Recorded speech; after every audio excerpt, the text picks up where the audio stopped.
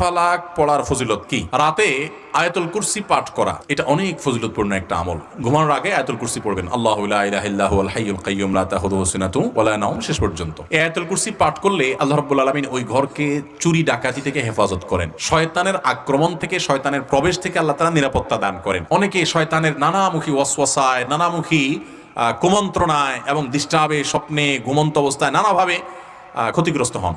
এগুলো থেকে বাঁচার জন্য রাতে আয়াতুল কুরসি পড়ে শোয়ার কোনো বিকল্প নাই। এটি বিশুদ্ধ হাদিস দ্বারা, বুখারী হাদিস দ্বারা প্রমাণিত যে শয়তানের পাকড়াও থেকে, আক্রমণ থেকে আল্লাহ তাআলা নিরাপদে রাখেন, হেফাজতে রাখেন, আল্লাহর নিরাপত্তা থাকা যায়। ঠিক একই ফজিলত রয়েছে তিন কুলেরও, সূরা ইখলাস, সূরা ফালাক, সূরা নাস, কুল হুয়াল্লাহ, কুল আউযু বিরাব্বিল ফালাক এবং কুল আউযু বিরাব্বিন নাস, তিনবার করে পাঠ করা। এবং আপনারা অনেকে হয়তো জেনে থাকবেন, রাত এবং দিন এই 24 ঘন্টার ভিতরে 5 ওয়াক্ত সালাতের মধ্যে তো সূরা ফাতিহা প্রত্যেক রাকাতে পড়তেই হয়। এরপর ওয়াজিফা হিসাবে, মাসনুন জিকির হিসাবে কোরআনে কারীমের